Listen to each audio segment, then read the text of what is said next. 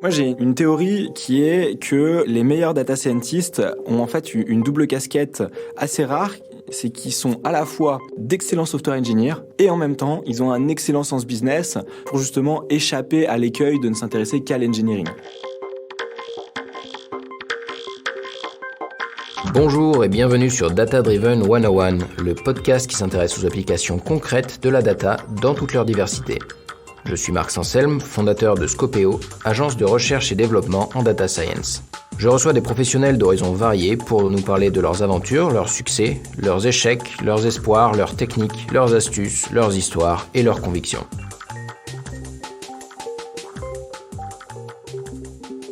Cette semaine, je reçois Antoine Sauvage, ingénieur de l'école Polytechnique. Il est CTO d'Oversea depuis sa sortie d'école en 2017. En 2020, Oversea accueille une participation majoritaire du groupe Bolloré. Aujourd'hui, ils sont 150 personnes dans 5 pays différents. Bonjour Antoine. Bonjour Marc, merci pour l'invitation. Avec plaisir. Alors Antoine, avant de parler de data, est-ce que tu peux nous parler un peu d'Oversea ? Qu'est-ce que vous faites exactement ? Alors, Oversea opère un métier assez méconnu, mais qui représente près de 95% du commerce mondial, qui s'appelle commissionnaire de transport. Commissionnaire de transport, il faut vraiment le voir comme un agent de voyage pour marchandises. Par exemple, vous êtes une marque de cosmétiques et vous voulez expédier des marchandises de votre usine à Orléans vers votre centre de distribution à Singapour. Vous avez besoin de quelqu'un qui vous organise le camion pour aller jusqu'au port, vous réserve un emplacement sur le bateau et de la même manière, vous fasse passer les douanes et réserve un camion à l'arrivée. Donc ça, c'est le métier du commissionnaire de transport qui existe depuis qu'il y a du commerce international. Oversea s'est lancé avec une approche légèrement différente, une approche digitale. Donc ça veut dire qu'en plus de ce service qu'on fournit à nos clients, on additionne une plateforme qui permet aux clients de mieux suivre ses envois, d'avoir du reporting et de bénéficier globalement de toutes les innovations digitales des 20 dernières années que nos concurrents un peu plus traditionnels n'ont pas encore réussi à transposer dans leur proposition de valeur. D'accord, oui, donc digitalisation by design depuis le début, vous devez avoir énormément de données. Est-ce que tu peux nous parler un peu de chez vous, comment c'est organisé la donnée, à quoi ça sert et à qui ? Alors, la donnée, elle est vraiment partout dans notre métier. Le métier de commissionnaire est un métier de données. C'est un métier où on échange de l'information entre différents acteurs de la supply chain. Donc, c'est vraiment notre ADN, je dirais, la donnée. Pour rentrer dans des choses un peu plus tangibles, nous, on a une équipe data, on va dire core, assez restreinte, qui est en charge de la qualité de la donnée et qui est finalement agnostique vis-à-vis de notre métier, auquel on a ajouté des équipes qu'on va appeler analytiques, mais qui sont en fait des vraies équipes data aussi, déportées, spécialisées dans les métiers, en particulier du côté opération, mais aussi sales ou produits. Donc, il y a vraiment un groupe data as a service qui est en charge de l'excellence data chez Oversea et ensuite des équipes qui, elles, sont vraiment en charge de l'excellence business grâce à la data. Ok. Et l'équipe data, juste pour avoir une idée de l'ordre de grandeur, c'est composé de combien de data analysts, scientists, tout ça ? L'équipe data, elle est réduite à sa plus simple expression. Il y a un data scientist, un data analyst et un data engineer. Ok. Et son rôle dans la structure, c'est d'exécuter ce que le besoin business va pondre, ou est-ce qu'il y a un rôle plus fort, plus proactif de cette équipe ? Elle est vraiment là pour... c'est un enabler, en quelque sorte. Donc, c'est pas quelque chose qui est à disposition, c'est pas self-service, consultation de l'équipe data pour obtenir une analyse. C'est réellement... elle doit vraiment mettre en place des produits, on peut dire ça, comme Metabase, de manière à ce que les autres équipes soient soit indépendantes, soit aient les moyens, en travaillant finalement un petit peu, d'accéder à des données de qualité et de produire des analyses pertinentes. Ok. Et Metabase, outil de business intelligence, on va dire. Quel genre de métier l'utilise Metabase chez vous ? Quels sont disons, le nom des postes des gens qui utilisent Metabase ? Je dirais qu'il y a deux types de postes. Il y a les gens qui vont être dans ce qu'on va appeler le build. Donc, ça va être des gens qui vont avoir des nouvelles idées, vouloir pousser des nouveaux projets et déjà confronter leurs hypothèses à la réalité dès le début. Donc, ça peut être par exemple des gens de l'équipe produit ou des gens de l'équipe qu'on appelle Ops Excellence chez nous qui doivent améliorer les process en interne. C'est une équipe product interne en quelque sorte. Et eux peuvent déjà confronter leurs idées préconçues de ce qu'ils pensent sur le business et aller voir dans Metabase, créer une analyse ad hoc pour avoir une réponse en quelques minutes ou 1 ou 2 heures. Après, il y a un deuxième type d'usage qui sont les équipes run qui, elles, suivent leurs KPI. Il y a énormément de KPI chez Oversea qui sont disponibles. Il y en a quelques-uns qui sont core et d'autres qui sont moins importants. Et les équipes run, les managers des équipes run en particulier, les team leads, peuvent se baser sur la data pour suivre la performance de leurs équipes et détecter des problèmes très en avance par rapport à ce qu'ils pourraient ressentir sinon. D'accord. Aujourd'hui, si tu dois retenir une décision business que vous avez prise grâce à la data, tu nous dirais quoi ? Alors, il y a deux exemples principaux qui me viennent en tête. Premièrement, le choix de nos prestataires. Par exemple, on a un prestataire qui nous fournit une solution de tracking qui nous aide à trouver les bateaux dans l'eau. Et ce prestataire, il a une certaine qualité de service. Il y en a plein qui proposent ces services et ils ont des qualités de service vraiment différentes. Et la data nous permet juste basiquement de trancher entre les différents prestataires et choisir avec lequel on veut travailler pour donner la qualité de données la meilleure à nos clients, en fait, tout simplement. Donc ça, c'est des data-driven decisions vraiment at core. La deuxième, ce serait peut-être l'automatisation. Nous, on est un métier où, quand vous êtes sur un transport, il y a peut-être 2 heures de travail humain, avec tout un tas de tâches différentes, plus ou moins compliquées, plus ou moins administratives, de la recopie, appeler un fournisseur, envoyer un document au client. Et tout ça, en fait, on l'a mappé grâce à la donnée. On sait exactement qu'est-ce qui prend 1 minute, 5 minutes, 4 minutes, 12 minutes, 22 minutes sur un transport. Et aujourd'hui, ce qu'on essaie de faire, c'est d'automatiser les tâches les plus chronophages en les prenant dans l'ordre. Et ça nous donne un avantage compétitif énorme, parce que plutôt que d'avoir un espèce de ressenti sur oui, si on automatisait ça, ce serait peut-être bien, peut-être que ça créerait de la valeur, nous, on a une espèce de roadmap ultra claire en disant non, en 1, il faut automatiser l'email qu'on envoie au fournisseur, en 2, le booking, en 3... l'upload de documents pour nos clients. Et ça nous donne c'est une roadmap ultra claire d'automatisation. Oui, vous avez des usagers différents qui vont tous penser que leur problème est le plus important et finalement, la data, ça vous donne un ordre de priorité réel entre les problèmes. Complètement, ça permet vraiment de trancher et d'arbitrer. Est-ce que vous faites du machine learning chez Oversea ? Oui, on fait du machine learning. Alors, on a une approche qu'on pourrait appeler pragmatique. J'aime bien parler, moi, de machine learning tactique. C'est-à-dire qu'on va sélectionner des petits problèmes. On n'a pas la prétention de régler une business line entière grâce au machine learning. Mais en fait, on va spotter les petits problèmes de nos métiers qu'on va résoudre grâce à des petits algorithmes qui sont simples à mettre en production, qu'on réussit à monitorer, à suivre, etc.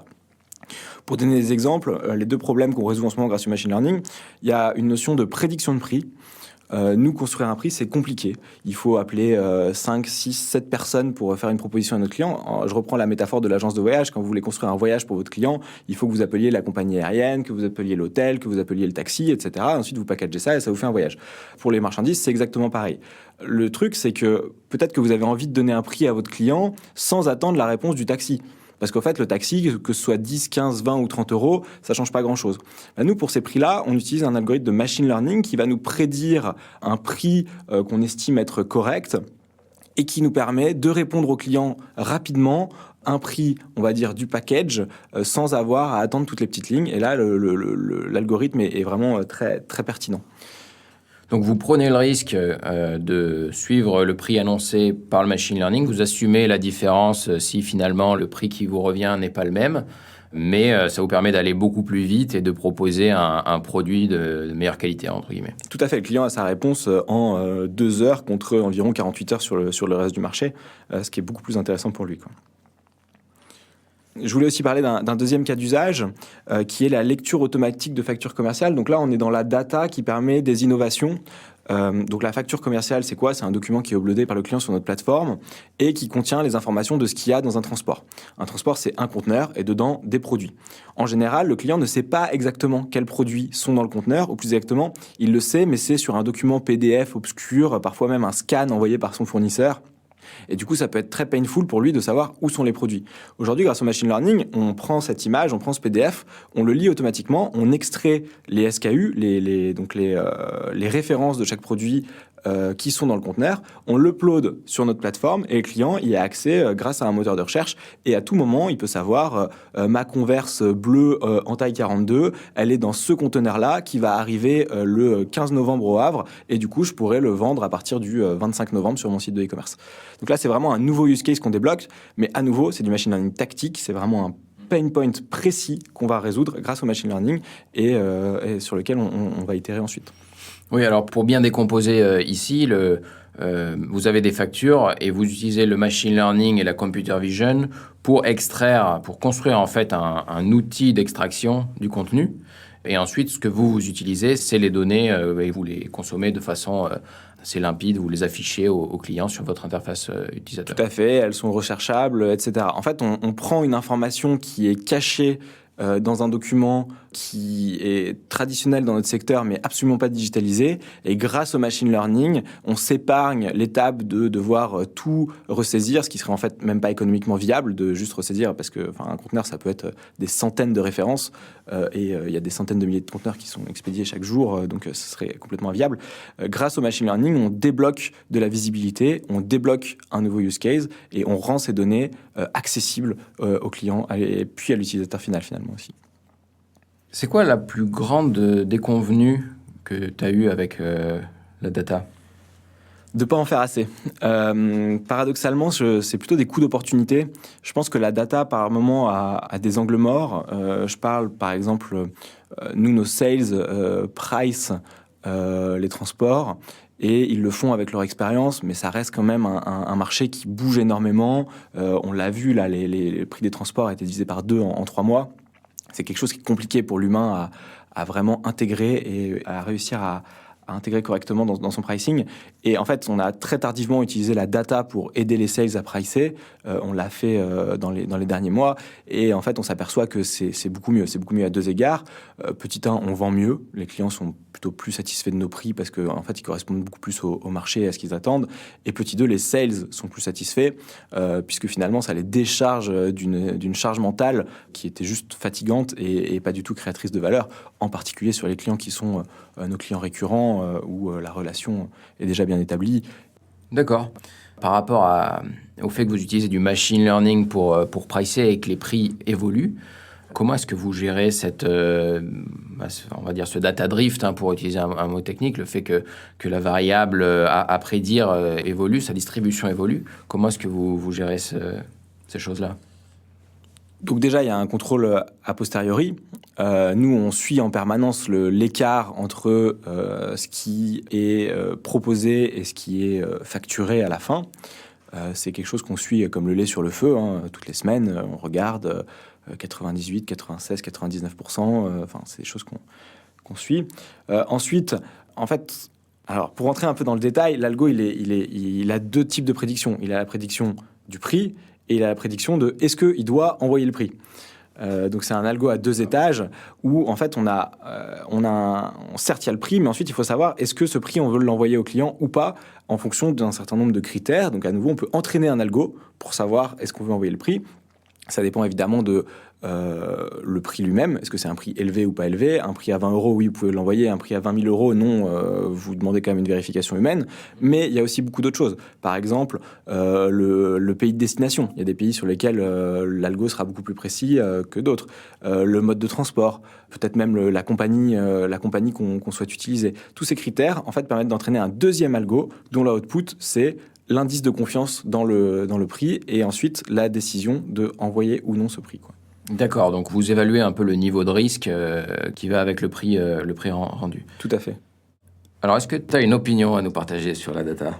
Moi, j'ai une théorie qui est que les meilleurs data scientists ont en fait une double casquette assez rare, c'est qu'ils sont à la fois d'excellents software engineers, avec ce que ça implique en termes de compréhension des systèmes modernes de software engineering, en particulier tout ce qui est continuous integration, continuous delivery. Et en même temps, ils ont un excellent sens business pour justement échapper à l'écueil de ne s'intéresser qu'à l'engineering. C'est intéressant parce que sur le marché, il y a beaucoup de data scientists qui sont soit l'un, soit l'autre, sans vouloir tomber dans une dichotomie absurde école d'ingénieur, école de commerce. Il y a quand même un peu de ça, avec des gens d'école de commerce qui vont avoir un excellent sens business, mais qui, sur la partie engineering, ça les intéressera beaucoup moins. Et inversement, des ingénieurs qui vont être très intéressés par la partie pipeline, mais qui, en revanche, en général, ont un sens business assez moyen. Et donc, en fait, il y a un sweet spot entre les deux, avec des profils qui sont presque une épiphanie et qui en fait maîtrisent les 2 aspects et qui sont vraiment des pépites en entreprise et qui permettent vraiment de créer de la valeur pour toutes les équipes, quoi. Un bon data scientist, c'est un data scientist qui a à la fois le business et les qualités de software engineer. Tout à fait, et vraiment des vraies qualités de software engineer au sens du développement informatique lourd, quoi. Pas juste les bonnes pratiques. Les bonnes pratiques. On parle pas juste de savoir mettre un script Python sur un EC2 pour faire tourner un crawler la nuit. On parle vraiment de best practice, de domain-driven design, de craft, de choses comme ça, quoi. Ça, c'est des profils qui sont extrêmement rares et qui, je pense, sont l'avenir des fonctions data des entreprises. Si tu as un conseil à donner à quelqu'un qui monte une boîte comme Oversea et de zéro, qu'est-ce que tu lui conseilles comme stack technique, comme mise en place au début? Sur quoi il faut se précipiter, sur quoi il faut attendre? Alors, si on parle d'outils en eux-mêmes, en ce moment, DBT a vraiment la cote. DBT permet de faire vraiment énormément de choses. À titre d'exemple, nous, dans DBT, on a mis tout un système en place qui nous permet de faire ce qu'on appelle des business checks. Un business check, c'est quoi ? C'est vous avez des règles dans votre base de données, des règles métiers dans votre base de données. Par exemple, normalement, une date d'arrivée, c'est après une date de départ. Et c'est quelque chose que vous voulez avoir dans vos données parce que ça donne de la qualité et ensuite les analyses sont beaucoup plus pertinentes. Et en fait, grâce à DBT, par exemple, on a mis en place un check. Donc, on a encodé cette règle. On a dit, globalement, les dates d'arrivée doivent être après les dates de départ. Et DBT tourne de manière régulière. Et si jamais il y a une incohérence qui est détectée, on a un système de notification qui se met en place de manière automatique et les personnes qui sont en charge de ces données sont prévenues sur Slack directement et doivent aller corriger, comprendre, etc. Donc, en fait, on n'a pas d'intégrité by design, en quelque sorte. On a juste une intégrité, une consistance à la fin, eventual consistency de nos données à l'échelle de la semaine, quoi. D'accord, donc c'est des tests qui ont été écrits par des humains. Ces choses-là, c'est pas les algorithmes qui sortent des anomalies tout seuls? Malheureusement, pas encore. On aimerait évidemment, mais là on parle vraiment d'implicite métier qui est caché dans la structure de base de données, qui est caché au cours du process de développement et dont on aimerait vérifier la cohérence à la fin. D'accord, et donc ça, vous avez des tests automatiques qui vous permettent de ne pas persévérer trop longtemps dans l'erreur en cas d'anomalie, en cas de... Oui, tout à fait. Il y a rien de plus désagréable pour un data scientist que de prendre un dataset qui a 2 ans et de s'apercevoir que à l'année précédente, en fait, il y avait une erreur dans les données et il y a tout un tas de données qui sont perdues ou manquantes ou bruitées parce que personne n'a juste pensé à regarder cette base de données à ce moment-là et le bug aurait pu être détecté facilement, quoi.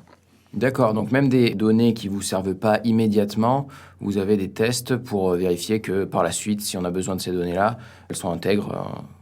Tout à fait. Pour reprendre la date d'arrivée qui est postérieure à la date de départ, c'est un exemple réel. Au fond, c'est pas très important s'il y a un peu de bruit dans les données. Ouais. Le client va peut-être s'en apercevoir ou non que dans son reporting, il y a eu une petite erreur. C'est des choses qui arrivent. Ça représente peut-être 0,1, 0,2, 0,5% des données. Mais en fait, si vous êtes l'analyste qui reprend ces données dans un an, en fait, vous allez passer du temps sur un problème qui devrait même pas exister. Et ça permet aussi en général de corriger des bugs, cette fois-ci software, puisqu'en fait quand vous avez une incohérence dans les données, c'est un bug software qui est sous-jacent, et plus tôt vous corrigez le bug, mieux c'est, quoi. D'accord, ouais, des choses aussi simples que la date de départ antérieure à la date d'arrivée. Des tests comme ça peut sauver un dataset utile dans 2 ans. Ouais, on a changé d'heure la semaine dernière. Quand vous êtes dev, c'est facile de faire +1 au lieu de -1. C'est des choses qui arrivent tous les jours. Et ça arrive même aux meilleurs devs chez Oversea. Donc c'est quand même très utile d'avoir ce genre de test a posteriori. Ouais, vous êtes exposé à beaucoup on va dire de drift, soit de ce genre-là, mais ça peut être des drifts hardware, des changements de matériel, des changements de fournisseurs, des choses qui font que d'un coup, on a un comportement complètement différent dans les données du jour au lendemain. Oui, alors pour reprendre à nouveau la métaphore des heures, les heures, c'est vraiment un vrai problème dans le transport international quand vous êtes développeur, parce que vous savez jamais à quelle heure vous êtes. Quand un transport part de Shanghai, arrive à Paris, que la donnée elle est hébergée sur un serveur à Londres et que la personne qui s'en occupe elle est en Allemagne, c'est un cauchemar absolu de savoir quelle heure vous devez stocker, quelle heure vous devez afficher et comment vous devez calculer par exemple quelque chose d'aussi bête que la durée du temps de transport. Et ça, c'est une vraie difficulté. Et du coup, effectivement, si vous changez de serveur, que vous passez de la zone AWS en Irlande à la zone AWS de Francfort, et ben ouais, il y a des choses qui changent de date parce qu'avant c'était le 23 janvier à minuit. Et puis du coup vous affichez 23 janvier et puis après c'est le 22 janvier à 23h et puis là vous affichez 22 janvier et la personne qui doit se pointer à Shanghai pour récupérer le conteneur, et ben elle n'y est pas la bonne journée quoi. Aujourd'hui, quand tu recrutes les gens dans ton équipe data, tu cherches quoi alors? Ça dépend un peu du niveau de maturité. Je pense que les premières personnes, il y a un vrai objectif de légitimation de la data dans l'entreprise, en particulier s'il n'y a pas de founder qui s'occupe de la data. Ce qui est votre cas. Ce qui est notre cas. Moi, j'avais très peu de temps pour m'occuper de la donnée. Et donc, je dirais que les tout premiers data scientists qu'on a recrutés, c'est des gens qui doivent être inspirants, qui doivent comprendre vraiment la valeur business de la data, pouvoir évangéliser les gens. Il y a vraiment un travail d'évangélisation pour les premiers employés et donc ils doivent être capables d'être vraiment transverses, d'aller voir toutes les équipes, comprendre leurs besoins, leur proposer des solutions et les convaincre d'utiliser la data au quotidien. Ça, c'est vraiment les tout premiers employés d'une équipe data. Ensuite, il faut aller chercher des spécialistes. Quand on a des problèmes de pipeline, eh ben oui, il faut aller chercher des gens qui sont des excellents data engineers et qui vont pouvoir résoudre ce problème. Seul bémol, je pense quand même qu'il faut toujours garder en tête l'aspect business. On fait de la data pour le business. Il ne faut pas résoudre des problèmes pour résoudre des problèmes. Et ça, je pense que c'est important de le tester en entretien en permanence et d'avoir des data scientists qui comprennent, qui vont travailler dans le secteur du transport international de marchandises, qui en ont envie, que ça passionne, pas forcément, mais en tout cas qui ont une appétence pour ce secteur et qui vont réussir du coup à être motivés au quotidien et à comprendre pourquoi on fait tout ça, pourquoi on fait aussi certains compromis par moment. Ça, c'est très important, ouais. Tu parles d'évangélisation. C'est quoi les grandes idées reçues à casser ou les grands messages à faire passer au reste de l'équipe pour toi? Je dirais que c'est un problème qui est plus vaste que celui de l'entreprise. On le voit aujourd'hui avec des sujets tels que le réchauffement climatique, où en fait on a une forme de scepticisme vis-à-vis de la donnée, en particulier quand la donnée contredit notre expérience quotidienne. Quand il fait froid, les gens ne croient plus au réchauffement climatique. C'est très bizarre, mais c'est comme ça, quoi. C'est un peu pareil en entreprise. Les gens, ils sont dans leur quotidien, ils ont des intuitions, ils connaissent leur métier, ils ont des angles morts, mais ils s'en aperçoivent pas. Et donc finalement, le rôle de la data, c'est avec tact et pédagogie de les amener vers une meilleure compréhension de leur métier et de leur apporter des outils pour justement éclairer ces angles morts avec une lampe torche un peu nouvelle. Je vous rassure, nous, on n'a pas de climato-sceptique ou de data-sceptique chez Oversea, donc la mission est beaucoup plus facile, mais c'est un peu les mêmes ressorts que doit mobiliser le premier data scientist. Ouais. Comment vous mesurez la réussite ou la performance de vos projets data ou de vos algos de machine learning? Alors, on essaie de le faire de la manière la plus data possible. Donc, pour parler par exemple du pricing automatique, nous, on a un KPI qu'on suit qui est le temps de réponse au client. Combien de temps on met pour envoyer une proposition au client après qu'il nous en ait fait la demande. Et donc, tout simplement, on se donne des objectifs. Je pense qu'avant le projet, on était peut-être autour de 3h30 de médiane. Le but, c'était de tomber à 2 heures. Quels étaient les moyens pour tomber à 2 heures? Quels sont pour rentrer un peu dans le détail, quand on répond plus vite, on s'aperçoit qu'on améliore ce qui s'appelle notre win ratio, donc notre taux de conversion sur la proposition. Donc là, après, c'est du produit en croix. Hein. On améliore le taux de conversion de X% en améliorant de X minutes le temps médian. Et du coup, on peut calculer un ROI et on peut regarder si on met des investissements en face. Est-ce qu'on peut faire un projet de 2 semaines, 3 mois, 6 mois? Et on avance comme ça, ouais. Après, en toute transparence, il y a quand même des projets qui sont un peu des paris, qui représentent un peu une intuition. Pour parler du projet facture commerciale, donc celui où on lit les documents automatiquement pour le restituer à nos clients, on n'a pas de chiffre exact sur combien de clients vont utiliser Oversea en plus si jamais cette feature existe. On a une espèce de vision pour le marché qui est les gens veulent de la visibilité au niveau du SKU, mais on aurait du mal à le quantifier. Si tu me demandais un chiffre, je serais très embêté, quoi. Ok, donc si je résume un peu votre usage data, on va avoir le plus haut niveau, c'est le ML tactique, ce que tu as appelé ML tactique. J'aime beaucoup l'expression, je pense que je vais te la voler. Vous vous adressez à des petits problèmes qui sont bien qualifiés pour le machine learning. Vous avez valider ou invalider des intuitions, même prioriser les usages en général. Et puis, vous avez un champ, on va dire, monitoring, détection de problèmes, détection d'anomalies, et vous assurer de la conformité pour trouver les problèmes avant qu'ils soient coûteux, quoi. Tout à fait. Il y a un dernier point peut-être. Je voulais aussi éventuellement évoquer ce qu'on pourrait appeler la data gestionnaire. Nous, on utilise aussi, donc je parlais du fait qu'on mappait nos transports extrêmement finement, on sait exactement ce qui se passe sur chaque transport, le temps que ça va prendre, mais en fait, on le sait aussi dans le futur. C'est-à-dire qu'en fonction des transports qui sont dans le pipeline, on sait quelle va être la charge de travail dans 1 semaine, 2 semaines, 3 semaines. Et ça nous permet vraiment de piloter les équipes, parce qu'en fait, bon, les équipes, elles sont pas extensibles, mais en revanche, il y a des gens qui ont des projets plus ou moins build, plus ou moins run. Quand vous travaillez au pricing chez Oversea, vous allez aussi, par exemple, travailler sur la création d'un réseau de fournisseurs en Italie qu'on est en train d'ouvrir. Il se trouve que si jamais il y a une semaine de rush et que l'algorithme prédit qu'il y aura une semaine de rush dans 1 semaine, dans 2 semaines, vous pouvez mettre en stand-by ce projet et aller aider les collègues qui sont en première ligne sur la gestion des transports, quoi. Donc c'est vraiment un outil qui permet d'aider les gens à prédire la charge de travail et finalement à lisser et à rendre le travail plus agréable pour tout le monde, quoi. Oui, il y a de l'exploration aussi guidée par la curiosité, entre guillemets, grâce à des outils comme Metabase et leur facilité d'utilisation.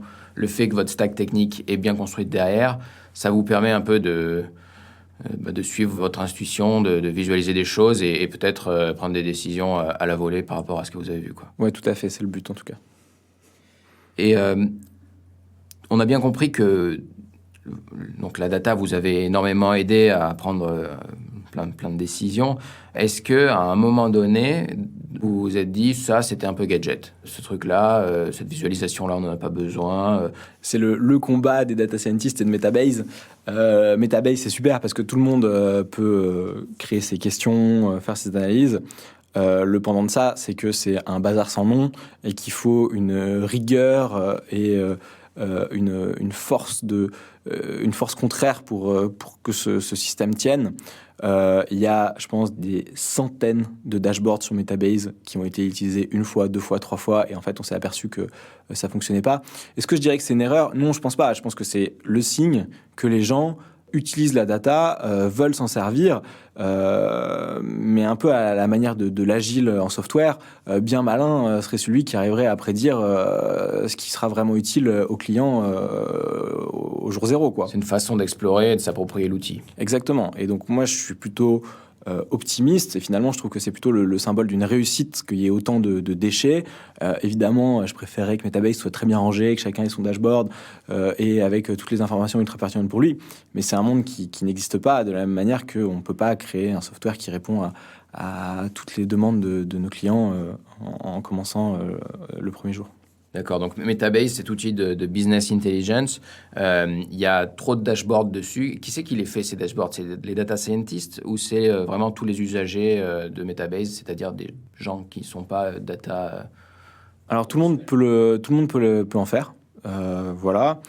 Effectivement, donc je parlais au début de l'équipe data qui mettait à disposition Metabase d'équipes plus analytiques. On va dire que le gros des dashboards est produit par ces équipes analytiques, donc ces équipes de support en sales, en opération, en produit, qui vont elles réellement produire des dashboards et faire appel à l'équipe data quand ça dépasse leurs compétences, quand c'est un peu compliqué, quand il y a des requêtes SQL à écrire qui sont trop complexes. Mais en général, c'est plutôt ces équipes qui sont les créatrices des dashboards, qui les maintiennent et qui les consultent. Le choix de Metabase, il s'est fait par rapport à quoi ? Alors, le choix, pour être tout à fait transparent, donc à notre époque, c'était Metabase ou Looker. Je connais un peu moins bien les outils aujourd'hui, mais c'était les 2 grands concurrents de l'époque. Metabase était gratuit, Looker coûtait environ 20 000 € par an. Quand vous êtes une start-up, c'est le choix est vite fait. Néanmoins, on est vraiment très satisfait de Metabase. Moi, c'est un outil que je recommande chaudement. Je trouve que ils font vraiment du super boulot. Et c'est très facile à prendre en main. Et c'est un outil de self-BI qui est très performant et qui est largement suffisant pour une entreprise de 150 personnes. Et je pense que le sera encore pour une entreprise de 300, 500. On verra après ce qu'on fait, mais pour le moment, ça nous suffit largement. Si tu devais donner un conseil à un data scientist qui sort d'école, tu dirais quoi ? Je pense qu'il faut se détacher de ce qu'on a vu à l'école en data science. J'ai moi-même suivi une formation data avec des maths, de l'informatique. Et la vérité, c'est quand même que la data en entreprise ne ressemble pas du tout à la data en école. On fait pas de Kaggle en entreprise, les données sont horribles. Il faut aller demander à quelqu'un dans une autre équipe qui est en vacances pendant 3 semaines de récupérer tel champ pour reconstruire telle chose. Il faut aller acheter un bout de données à droite. La partie, on va dire, réellement data du métier de data scientist en entreprise, elle est extrêmement faible, ou en tout cas, selon moi, pour les data scientists qui veulent vraiment apporter de la valeur en entreprise. Je pense qu'il y a quelques entreprises en France qui font vraiment du machine learning, de la data, des entreprises qui font 500, 1000 personnes. Bon, alors il y a les très gros, évidemment, les Facebook, Google, etc. Je pense aussi qu'il y a des gros, des Thales, des Vinci, des gens comme ça qui ont des équipes data, qui font de la data toute la journée. En revanche, les gens qui font de la data dans des entreprises de 150 personnes, c'est avant tout des couteaux suisses. C'est des gens qui vont vraiment vouloir résoudre le problème. Et à un moment donné, ils auront sur leur étagère de solutions l'algorithme qu'ils auront appris en cours. Mais ça représente 5, 10, 15% de leur temps maximum. Et ça, il faut vraiment le comprendre. Sinon, c'est la déception assurée, quoi. D'accord, donc l'utilité d'un data scientist, pour toi, elle existe que si il a un champ de compétences varié, quoi. Il est couteau suisse, comme tu dis, et il peut s'adapter à des problèmes très différents. Tout à fait. Et c'est vraiment, pour moi, les meilleurs data scientists, c'est vraiment ceux qui sortent de leur notebook et vont confronter leurs idées au monde réel dans l'entreprise. Et ça prend du temps, c'est désagréable. C'est sortir de sa zone de confort, hein, ni plus ni moins. Mais c'est game changer pour les entreprises. Et si, ceux qui arrivent à faire ça, ça devient des stars des équipes, quoi. Vous avez changé de main, entre guillemets, le groupe Bolloré a pris une participation, donc en 2020, de participation majoritaire. Est-ce que ça fait peur, d'un point de vue data, l'intégration dans un groupe comme Bolloré ?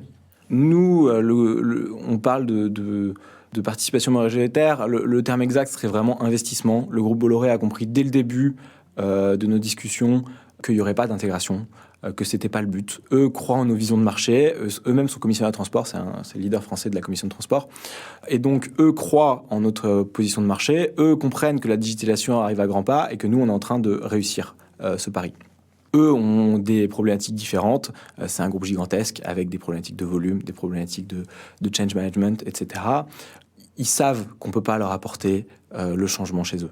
Ils sont 20 000, on est 150, on peut pas faire bouger un tel mastodonte. Donc finalement, comme il n'y a pas d'intégration, au niveau données, c'est assez léger. Il y a quand même des choses qui se passent. Par exemple, on échange des informations de prix sur des routes, par exemple, un Shanghai-Le Havre, on sait combien Bolloré paye, ils savent combien on paye, on essaie de s'entraider, mais c'est assez léger, donc finalement, c'est assez facile. Pour conclure, le futur d'Oversea et de la data chez Oversea, qu'est-ce que c'est ?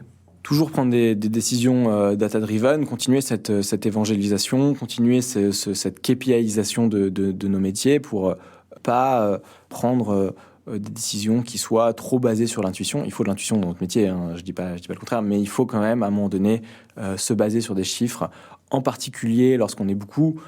Quand on était 5, finalement, on arrivait à se mettre d'accord et à partir sur une solution. Aujourd'hui, quand vous êtes 150, vous êtes obligé de convaincre les gens plutôt que de les persuader et d'avoir des éléments tangibles, chiffrés, pour montrer dans la direction dans laquelle vous voulez aller, quoi. Merci Antoine. Merci beaucoup Marc. Merci d'avoir écouté Data Driven 101. Si vous avez aimé, n'hésitez pas à vous abonner à la chaîne, à liker et à partager. La semaine prochaine, je recevrai Victor Billette de Villemer, Product Manager chez L'Oréal, pour nous parler de son expérience avec la data. À très vite.